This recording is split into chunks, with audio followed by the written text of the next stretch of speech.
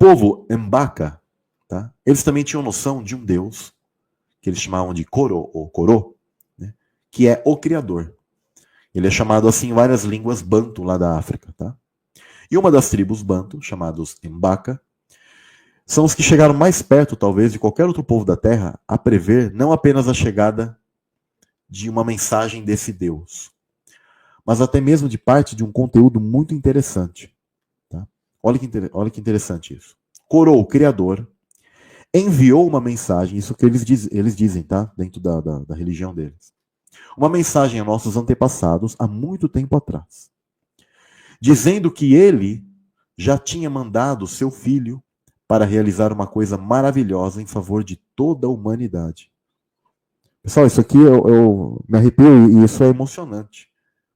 Pensar que um povo pagão, né, que a gente considera completamente sem informação, que eles não têm a Bíblia ali com eles.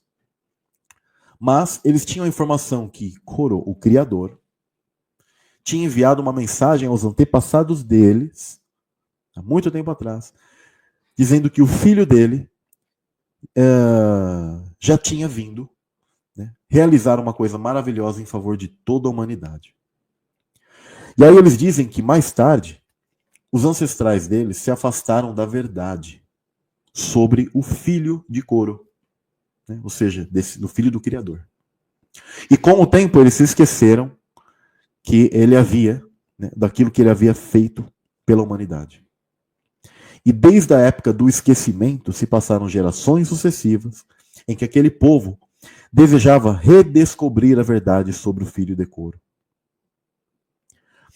E aí eles diziam o seguinte: tudo o que pudemos saber foi que os mensageiros um dia viriam e iriam nos repetir, iriam nos dizer todo esse conhecimento que foi esquecido dos nossos antepassados, que eles falavam sobre o filho de Korô. E que de alguma forma nós sabemos que esses mensageiros, eles tinham dentro das profecias deles, que seriam mensageiros, inclusive da etnia branca. Olha que louco isso. Que, tempos mais tarde, europeus ali, americanos, pessoal, né, principalmente a Europa ali, que acabou tendo o cristianismo e depois chegaram a essas terras. Então, quando os caras chegaram lá, eles não tiveram rejeição deles, porque eles sabiam que havia um tipo de profecia que esses caras viriam trazer novamente a palavra e a verdade que os antepassados deles tinham esquecido sobre esse filho de Korô, que na verdade é o filho do Criador, que é Jesus, o Messias. Isso é muito lindo. É muito lindo, oh glória. Eu viajo nisso. Também tem o povo Karen, né, lá na Birmânia. Tem mais de 1000 aldeias desse povo. Né? Neles existem uns homens, no grupo dos Karen, né, lá na Birmânia, na Ásia, homens chamados de Bukos, um tipo especial de mestres ou sacerdotes. Tá? E aí eles representavam a Deus. Eles não representavam o que eles entendem por demônios, porque eles entendiam que existem anjos e demônios. E tem teólogo de meia pataca querendo falar da Bíblia e negando que existe Satanás no Velho Testamento. E alguns que negam no Novo e falam que tudo isso é mito. Sendo que, na verdade, olha... E olha que interessante. Qual é o nome do Deus verdadeiro para eles? Esse aqui é muito interessante, pessoal, porque assim como Yahweh, né, o Yahweh, ele é, nos escritos da Escritura, muitas vezes é colocado a abreviação. Eu chamo de bigrama, né? Tem o bigrama, tem o trigrama e tem o tetragramaton. Né? Mas, geralmente é colocado esse bigrama para representar o Criador. Como, por exemplo, Hallelujah. Né? Não é Hallelujah, né? Mas é Hallelujah. Yah. Esse termo, Yah, né? É o Criador, de uma maneira abreviada. Né? Os Salmos se referem, existem passagens ali também da Torá que se referem ao Eterno dessa maneira, digamos, abreviada. E aí, eles chamam o Deus verdadeiro de, adivinha, Yah. E aí, os Karen, eles consideram que o profeta, eles se consideram profetas, tá? Desse Deus verdadeiro, Yah. Tá? que combate os Nats, que seriam os espíritos maus na língua deles, tá? E que eles não eram os mesmos, e que eles guardavam as palavras de Iá. Olha que interessante. E aí eles diziam que o povo Karen deveria voltar completamente aos caminhos de Iá. Eles eram como se fossem profetas ali, convertidos, digamos assim, dentro desse povo. Tá? E eles diziam, tá, que o seu povo chegou a ensinar hinos que foram passados de geração em geração, através da comunicação oral, tradição oral. Né? Algumas pessoas falam assim, Samuel, os hebreus, eles eram então cabalistas, porque a cabala é uma tradição que foi passada de maneira oral. Ela não foi escrita, realmente. E esse conhecimento, só que os hebreus são os que guardaram de maneira muito profunda. E a escritura está embebida desse conhecimento. Tá? Só que os sacerdotes, eles tinham esse conhecimento maior, e eles passavam para as pessoas. Então, por isso que muitas coisas estão ali, digamos, na escritura, são pura cabalá, mas as pessoas mal sabem. As pessoas não entendem. E, obviamente, Satanás, o que ele vai fazer? Tudo que faz parte das coisas de Deus, ele vai pegar para si, vai corromper, vai torcer, vai fazer o que for. Ele sempre vai corromper as coisas do Pai. Né? E aí, eles diziam o seguinte, a semelhança desses hinos, né, com coisas da Bíblia, elas têm ou seja o quê? Um conceito de um Deus único. E eu vou fazer a leitura aqui de alguns desses poemas, desses hinos. Eles dizem assim, Iá é eterno, sua vida é infinita. Uma eternidade e ele não morre. Duas eternidades e ele não morre. Ele é perfeito em seus atributos meritórios. Eternidades seguem-se a eternidades, ele não morre. Olha o conhecimento deles de eternidade. Eles não chamam só de eternidade, é eternidades e eternidades. Ou seja, mais de um fluxo de tempo muito longo. Que é exatamente o conceito hebraico.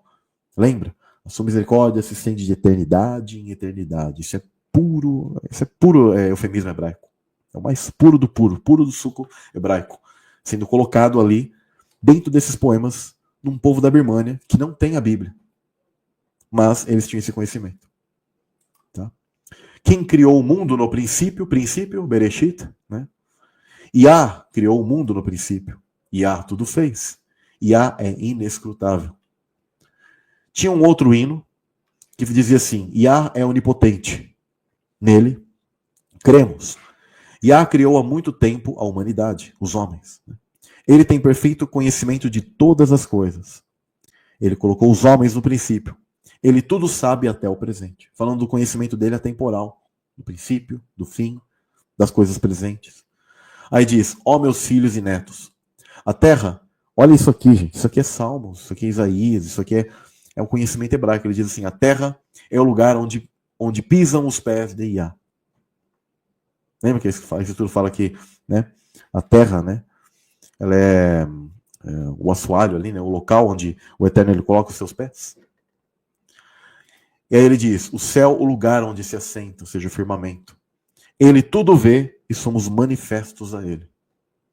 Iá formou originalmente o mundo. Ele criou o alimento e a água. Ele criou o fruto da tentação. Olha que profundo isso. O chamado fruto da tentação é o fruto do conhecimento do bem e do mal. Que, inclusive, quando eu falo para as pessoas, foi o Eterno que formou isso. E o fruto da tentação, né, o fruto do conhecimento do bem e do mal, ele não é mal. Só que o poder e as coisas que ele abre para o ser que consome aquilo, o ser tem que ter uma responsabilidade muito grande para poder administrar aquilo. Por isso que o Eterno ele fala assim, opa, agora o homem é como um de nós, plural, seres de alta hierarquia, conhecedor do bem e do mal. Ou seja, há coisas que são proporcionadas através desse fruto, que estão ligadas à sabedoria, à sexualidade, poderes, muitas coisas, onde só aqueles seres que têm a capacidade de administração daquilo, maduros, eles podem, digamos assim, manejar aquilo. E aí ele, dentro desse poema, desse povo, ele diz que ele criou o fruto da tentação e deu ordens detalhadas. Aí diz no próprio poema deles, Mukauli é o nome de Satanás dentro da cultura deles, tá? ou que seria o equivalente a Satanás, enganou duas pessoas. Olha só. Ele fez com que comessem o fruto da árvore da tentação. Eles não obedeceram, não creram em Iá. Ao comerem o fruto da tentação, tornaram-se sujeitos à doença, ao envelhecimento e à morte. Ou seja, é o puro creme do milho do Gênesis, do Bereshit. Adão e Eva. Então isso aqui é interessantíssimo. Dando continuidade, olha que interessante. Quando esses missionários estavam conversando com esse pessoal, em um dado momento ele fala, né, para essas pessoas e esses sacerdotes, esses caras que guardavam essas questões, né, esses conhecimentos de tradição oral deles, não estava escrito em algum lugar, né? E aí um deles se levanta, um desses anciãos se levanta e começa a contar. Aí ele diz assim, ó filhos e netos, no princípio, Iá amou a nação Carém, acima de todas as outras. Ou seja, o povo hebreu, né? Mas o povo transgrediu as suas ordens, e como resultado sofremos no presente. Devido à maldição de Iá, encontramos-nos na atual situação aflitiva e não temos livros. A seguir, uma grande esperança pareceu iluminar o seu rosto quando exclamou, olhando em direção às estrelas. Isso aqui é o que o cara vai descrevendo enquanto esse senhor ele contava isso. Mas Iá terá novamente misericórdia de nós e de novo nos amará acima de todos os outros povos. E interessante é o gesto dele de olhar para as estrelas, lembrando do que, gente? Abraão, né? Quando fala, olhe para as estrelas, eu farei, né, da tua descendência. Isso é muito lindo. Ele diz, Iá vai nos salvar outra vez, por termos dado ouvidos às palavras de Mucauli, que seria Satanás, né? É que sofremos. Seguiu-se então uma recitação fervorosa nos versos líricos de seus ancestrais. O velho falou com uma eloquência nativa que pode ser sentida, mas não descrita. Aí ele diz, quando Iá fez Tanai e Eu, que seriam um casal, tá? E ele os colocou num jardim, dizendo, criei para vocês no jardim várias espécies de árvores, as quais produzem 7 tipos de frutos. Olha que interessante a questão das árvores, só que lá ele já tem a questão de 7 frutos. Entre os 7, uma árvore não é boa para comer. Se comerem, ficarão velhos, adoecerão e morrerão. Comam e bebam com cuidado. Uma vez em cada 7 dias, virei visitá-los. Olha isso aqui, né? De Shabat em Shabat. Né? 6 dias úteis, Shabat. 6 dias úteis, Shabat. Depois de algum tempo, Mucauli, que é esse ser mau, né, aproximou-se do homem e da mulher e lhes disse, por que estão aqui? Nosso pai nos colocou neste lugar, responderam eles. O que comem aqui? Perguntou Mucauli. Nosso senhor Iá criou alimento para nós, alimento abundante. Mostrem-me o que comem, disse Mucauli. E eles mostraram, dizendo, este é adstringente, este doce, este ácido, este amargo, este saboroso, este queima. Mas quanto a esta árvore, não sabemos se é doce ou amarga. Nosso pai, o senhor Iá, nos disse, não comam do fruto desta árvore, se comerem morrerão. Mucauli replicou, não é verdade, ó meus filhos. O coração de seu pai Iá não estava com vocês. Este é o fruto mais rico e mais doce. Se o comerem, vão possuir poderes milagrosos. Poderão subir ao céu. Amo vocês e digo-lhes a verdade, sem ocultar nada. Se não crerem em mim, não comam o fruto. Se cada um comer o fruto como uma prova, ficarão, e então, conhecendo tudo. Nos parágrafos que se seguem, o homem, Tanai, recusa a sedução e afasta-se. A mulher, Eu, sucumbe à tentação. Come o fruto e depois ela tenta o marido, que também come. A tradução de Alonso Bunker, né, continua. Depois o cara foi fazer uma tradução daquilo que o cara ia falando. Né? A mulher voltou a Mucauli e disse, meu marido também comeu o fruto. Mucauli riu muito, respondendo, agora, ó homem e mulher conquistados, vocês ouviram a minha voz e me obedeceram. Na manhã seguinte, Iá foi visitá-los, mas eles não o seguiram cantando louvores como sempre. Ele aproximou-se e lhes disse: Por que comeram o fruto que lhes ordenei que não comessem? Agora vocês vão envelhecer e ficarão doentes e morrerão. Quando Iá amaldiçoou o homem, ele o deixou. Com o passar do tempo, a doença começou a aparecer. Um dos filhos de Tanai e Eu ficou doente. Eles disseram então um ao outro: Iá nos abandonou. Não sabemos o que fazer. Precisamos perguntar a Mucauli. Assim foram até ele e disseram: Obedecemos às suas palavras e comemos. Nosso filho agora adoeceu. O que devemos fazer? Mucauli replicou: Vocês não obedeceram a seu pai, o senhor Iá, mas me ouviram. Agora que me obedeceram uma vez, obedeçam até o fim. O velho profeta contou que, continuando ainda nos versos antigos de seu povo, Mucauli os instruiu nas principais ofertas a serem feitas para vários tipos de moléstias. Essas oferendas deveriam ser feitas a seus servos, os Nats, ou seja, os demônios, que tinham poder sobre certas doenças, assim como sobre certos acidentes. Ele também contou que Mucauli os ensinou a adivinhar através dos ossos de uma ave. Essa prática tornou-se para esses homens das colinas praticamente um guia a quase todos os atos da vida. Olha só. Então, eles começaram a servir demônios, onde Mucauli disse: agora vocês vão então agora fazer sacrifícios para mim, e eu vou ensinar vocês, vou curar vocês. Aquela questão que, não querendo ser, né, preconceituoso, mas muitas religiões aí que vocês já conhecem, eles fazem muitas coisas em troca disso, né? Vai lá num lugar X ou Y para receber um passe, receber isso ou aquilo, para que as suas doenças sejam apaziguadas momentaneamente, né?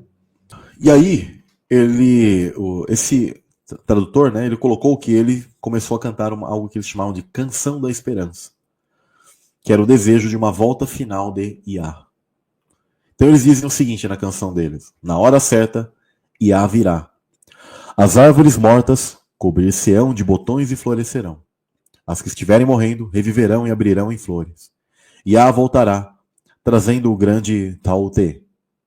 Tautê parece ser o nome de um tipo de montanha sagrada. Tá? Ele diz: subamos e adoremos. Uma segunda canção fala da esperança e de um rei que vai voltar. Os bons, os justos, irão para a cidade prateada, a cidade de prata. No caso, não é uma cidade de ouro, mas é de pedra preciosa, né, de prata. Os justos, os retos, irão para a nova cidade, a cidade grande. Os que acreditam em seus pais gozarão do Palácio Dourado. Aí sim fala do Palácio Dourado, é a Nova Jerusalém. Quando o rei Carém chegar, só haverá um monarca. Quando o rei Carém chegar, não haverá ricos nem pobres. Olha que legal isso. Isso aqui é a pura nova terra e novos céus, onde essa terra aqui será desfeita e novos céus e nova terra serão as dimensões onde os seres serão glorificados e habitarão. E a cidade santa estará. Então, olha o nível de informação que esse povo, tá? Que esses irmãos nossos possuem, pessoal. Olha o nível. E às vezes as pessoas fazem julgamentos de que os povos eles não têm noção do que, né? Só que Deus ele vai julgar cada um mediante ao nível de conhecimento que foi concedido a estes. Assim como nós seremos julgados mediante aquilo que nós temos nas Escrituras, mas Deus ele não deixou as pessoas completamente sem noção de nada. Mesmo os índios, nas suas mitologias, mesmo os chineses, mesmo o pessoal com vários tipos de conhecimentos, etc. Eu não vou trazer hoje, mas um dia eu vou fazer uma leitura de um livro considerado pelo pessoal como um livro da New Age, né? Chamado Caibalion. Só que o Caibalion ele é antigo e ele traz coisas que você percebe que Jesus ele ensinou o Caibalion. Como que fica? Agora, a grande questão é entender o seguinte: demonizar aquilo que está escrito ou compreender que, na verdade, os povos tiveram níveis de revelação ou níveis de entendimento que, na verdade, os hebreus já possuíam e que, depois, foram propagados pela própria figura de Cristo. Ou pelos apóstolos, né? Como que fica? Porque se você for demonizar aquilo, então você tem que pegar a própria Bíblia também e rasgar, porque ela fala a mesma coisa. Eu vou ainda colocar depois um dia para vocês falar, ó, o Cabalhão diz assim, assim, assim, assim, assim. Jesus diz assim, assim, assim, assim, assim. Vai demonizar todo mundo? Como que fica? Forte, né? Mas o Criador, ele é o justo juiz. Ele sabe a que nível ele vai julgar cada pessoa. Né? Não é para todos, né? Essa mensagem eu sei que ela deixa o pessoal se retorce. Um pastorzão religioso lá com gravatinha, ele se retorce, sendo que a gravatinha lá tem até raízes pagãs. Mas Deus também está pouco ligando para a gravata do cara. Falando em gravata, eu vou até contar rapidamente, eu creio que os irmãos já sabem. Uma vez eu participei, né, da igreja quadrangular. Inclusive, esse irmão, esse pastor, ele mora perto da minha casa, nunca imaginei. Né, ele tá super acima do peso e ele já é senhor, e aí ele faz a caminhada dele, né? E aí, de vez em quando eu vejo ele. Chamo ele de pastor Zezinho, né? Ô, pastor Zezinho, como você tá? E é muito interessante porque eu penso que nada é coincidência no mundo, né? Um dia, eu bem mais jovem, estive lá na igreja e uma vez eu não pude subir no altar porque era culto da ceia e eu não estava com a gravata. Acho que vocês lembram do que eu, né, comentei. E aí ele falou, ô, irmão, não vai poder tocar hoje, cadê a gravata? E aí eu olhei para ele e né? Eu falei, tem irmã aí com peito quase aparecendo, tudo pelado aí, você tá preocupado, né? Porque ele falou assim, esse pescoço pelado, ele falou. E eu falei, mas tem irmã aí com o peito de fora aí, você não tá falando nada e você tá preocupado com o meu pescoço? Aí eu não toquei, mas depois ele entendeu, viu que estava sendo muito, né? Coisas de homens, coisas humanas, né? Compreendo que na ideia deles, né? Que você é o culto da ceia, que não sei o que e tal, que você tem que estar trajado de uma maneira. Compreendo que essas coisas talvez remetem a uma ideia de que os anjos, quando estavam lá fazendo alguma coisa, celebrando ao Pai Eterno, eles vão dar o melhor de si, né? E eu não estava com desdém, mas é porque eu não, além de fazer muito calor, nem tinha gravata lá direito e, né, eles emprestavam uma gravata lá, não sabia nem dar nó na gravata. E a grande questão é que são coisas humanas, né? Que às vezes eu olho assim, bom, tudo tem um motivo, né? É interessante. Mas tudo bem, são coisas do ser humano, né, pessoal? Então, e aí eu tenho uma vontade de perguntar, né, pro pastorzinho, o senhor lembra do lance da gravata? Mas eu não, deixa ele lá, nem sei se ele lembra. Né?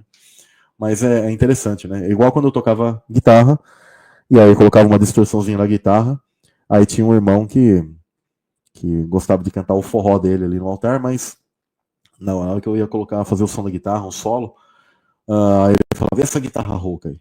Né? E ele tinha preconceito que aquilo era, né, coisa de louco. Né? Sendo que eu lembro uma vez, no altar que a gente estava tocando um hino, e eu comecei a fazer um solo e eu senti muita presença de Deus. E vários irmãos depois chegaram para mim e falaram assim, Samuel, quando você estava tocando, eu senti algo tão gostoso, algo tão lindo, algo tão... Eu senti a presença de Deus. Eu falei, que legal, fiquei tão feliz porque eu no altar eu estava lá sentindo a mesma coisa. Né? Levita, né? Questão, eu entendo que, né, o mundo espiritual. Mas, para alguns, alguns falam assim, abaixa isso aí, tira isso aí, para com isso, né? Com certeza são coisas que fazem parte desde a pré-existência, pessoas que talvez bloquearam você, falaram, você não pode fazer isso, você não vai fazer aquilo e tal. E aí que nesse mundo ele se repete.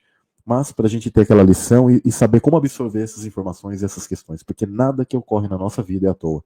O teu vizinho não é à toa, as pessoas que passaram pela tua vida não são à toa, as pessoas que fazem parte da sua família não são à toa, com quem você casou não é à toa, com quem você até namorou, com todo mundo que faz parte da sua vida, nada é à toa.